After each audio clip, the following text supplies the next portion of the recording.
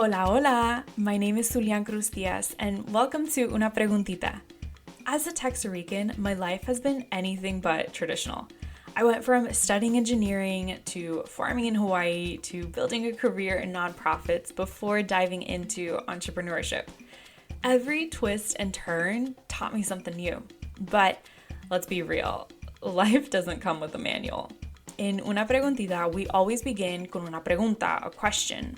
So dime, have you ever felt like you're thriving in one area of your life while Googling how to be a functioning adult for the rest of it at 2 a.m.? Yeah, been there too. Every week, you and I are diving into the stuff nobody really teaches us. How to actually understand ourselves, build connections that matter, and handle those awkward conversations that keep us up at night. Whether you're figuring out workplace dynamics or trying to level up your emotional intelligence game, we're getting into it. I'm bringing you big questions, tools, and strategies for you to build the life and career you want.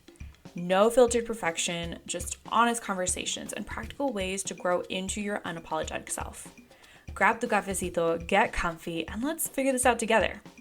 Esto es Una Preguntita, where curiosity and understanding leads to action. Vamos! Hey there, amigui. Welcome back. Ooh, do I have something juicy for you today. Something that's going to have you rethinking how you show up at work, show up in relationships, and yeah, even in those random little moments at the grocery store. But first, you already know how we get started. We gotta kick it off con una preguntita, a question. This week's preguntita is... Have you ever sent a text, an email, or something out loud and instantly regretted it? Like you hit send and then just stared at your phone thinking, damn, why did I say that? Or you were in a meeting trying to explain your idea and someone cut you off, and instead of playing it cool, your face, well, it gave it away. Yep, we have all been there. That, my friend, is emotional intelligence in action, or, well, better, lack of it. So before we keep going, let's make sure we're all on the same page. What the heck is emotional intelligence? Emotional intelligence is basically two parts. One, your ability to recognize, understand, and manage your own emotions while at the same time picking up and navigating other people's emotions too. You see where it could be difficult? Essentially, it's what helps you not snap at your coworker when you're stressed, or actually listen to your amiga when she's venting instead of interrupting with ways to fix their problems. Y sabes qué? It's honestly low-key a superpower in life and at work, if I'm being honest. Okay, now that we're on the same page, I'm gonna hit you with a wild stat. Back in 2005, a researcher named Mark Murphy studied 20,000 new hires and 1,400 HR executives. Yeah, you heard that right. 20,000 new hires. He did this to determine why new hires fail. These were all people freshly stepping into a new job full of potential, but they failed. And guess what he found? Only 11% of these people that he studied struggled because of their technical skill. Like the actual thing they were hired to do. The rest? What did they actually struggle with? It was all emotional intelligence based. Here are the stats. 26% couldn't take feedback. 23% struggled to manage their own emotions. 17% didn't have the right mindset. So basically, most people don't necessarily struggle at work because they suck at their job.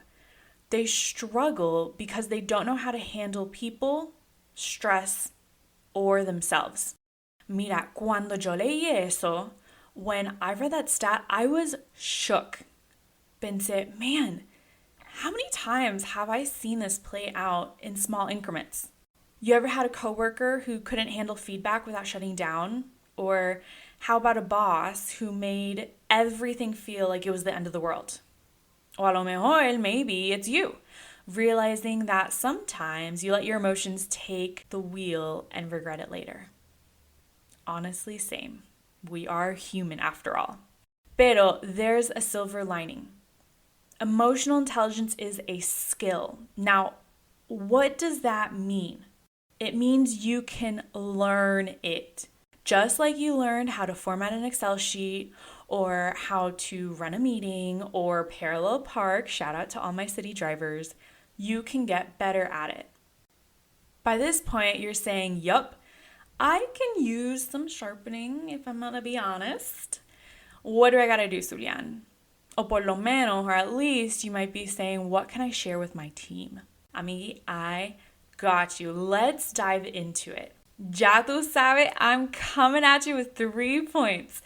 Punto número uno, number 1, pause before reacting. Listen, I know it's tempting, or your first instinct is to react when somebody frustrates you. Before you respond, before you roll your eyes, before you let out that type of sigh, give yourself 3 seconds. Just 3. In those 3 seconds, all I want you to do is focus on breathing. Not sighing, not the and the rolling the eyes, just breathing. A little emotional buffering goes a long way. Ever sent that text that you immediately regret, but you sent it because you were mad? Yeah. Now imagine you doing that, but with your boss. Obviously, it would affect your career. Give yourself a 3-second rule before responding. You'd be surprised how far 3 seconds of breathing gets you. So, número uno, pause before reacting. Número dos, ask yourself, am I reacting or am I responding? Ooh, deep, right? Am I reacting or am I responding? Let's break it down. Reacting is when you're snapping back. Responding is choosing how to handle it. Figuring out, am I about to make things worse? Reframing your response so the other person actually takes in the information goes a long way. Remember, emotional intelligence is 2 parts. The first is your ability to recognize your own emotions, and the second is being able to understand the other person's emotions. Do a little thinking. Am I reacting or am I responding? If you need some help having or handling difficult conversations, I've got you. I created a freebie to help you through it. It's called the Conversation Cheat Sheet, Handling Difficult Conversations with Confidence. It includes 5 secrets to making difficult conversations flow and you be more equipped to handle them. Check down below in the show notes for the link to access the freebie. Trust me, you need it if you find yourself holding your breath and not sure how to proceed in uncomfortable situations. Okay, so far we've covered número one. Número one. So far we have covered punto número uno, number 1, pause before reacting. We've covered número dos, ask yourself, am I reacting or am I responding? Let's go ahead and dive into bullet number 3. Get comfortable with feedback. Look, you'll never be perfect at your job, pero you can be the person who listens, learns, and levels up. Sure, it can feel personal, but let me let you in on a secret. The feedback is not targeted to you as a person. Simply a task or action you did. Whoa, I'm going to repeat that again because it's super crucial. Okay, here we go. The feedback is not targeted to you as a person, simply the task or action you did. If you're able to separate the feedback from you as a human, you'll actually be able to take in and improve next time. Remember, your work is not your identity. It does not describe you as a person, simply a task or action you do. The people who grow the fastest don't just take feedback, they use it to make their performance better. Keyword, their performance, not them as humans. Remember, amigi. Wait. Are you listening? Okay, just checking. Here are a few points I want you to take away from today.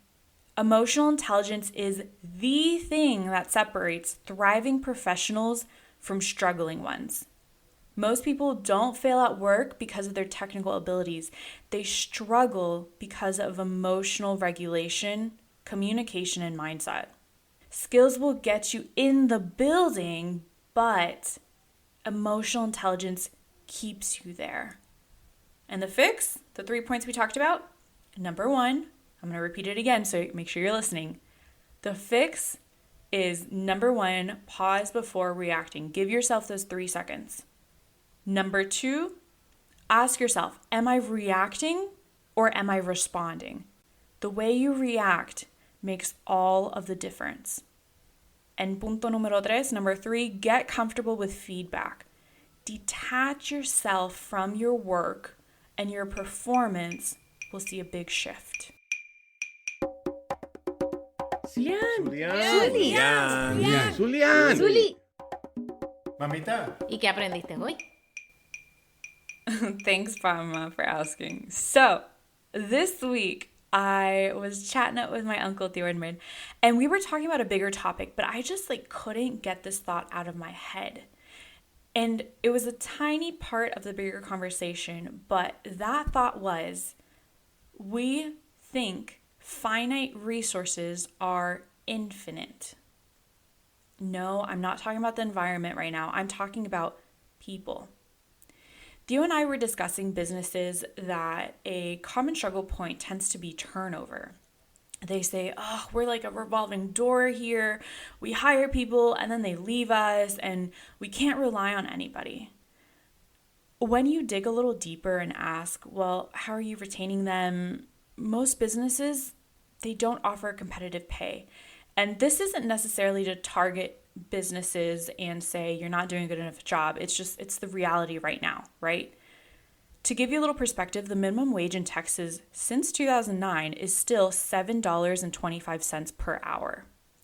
So in the US, we've been sold this idea of the hustle culture, right? Like the more you grind, the more you'll get ahead. But when you really dig deeper, you realize that there's this pattern of treating people as if they're an infinite resource. It is, unfortunately, normal for employees to feel burnt out or to be stretched to the limit, and then expected to keep going without either proper pay or boundaries around their time until they hit a wall and then they leave. What really got me thinking is we're doing the same things to ourselves. Do we treat our own bandwidth, our energy, our time, our well-being as infinite when it's actually finite? Do we fall into that go, go, go hustle mentality until we burn out, just like businesses might from their employees? When you run yourself into the ground, you're just repeating that cycle and you're treating yourself as if you're replaceable. But what if the truth is no one truly is disposable? Not you, not your employees, not anyone. And if we continue to treat ourselves as infinite, we end up running on empty. And that's when we start seeing the consequences of burnout. So, Amigi, I'm going to ask you real talk here. Are you treating yourself as an infinite resource, or are you supporting yourself? It's on you to decide how you treat yourself. If you enjoyed this podcast just as much as I enjoyed creating it for you, please share it, rate it, and write a review. What did you take away from today? I'm sending you un huge abrazo y nos vemos en la próxima.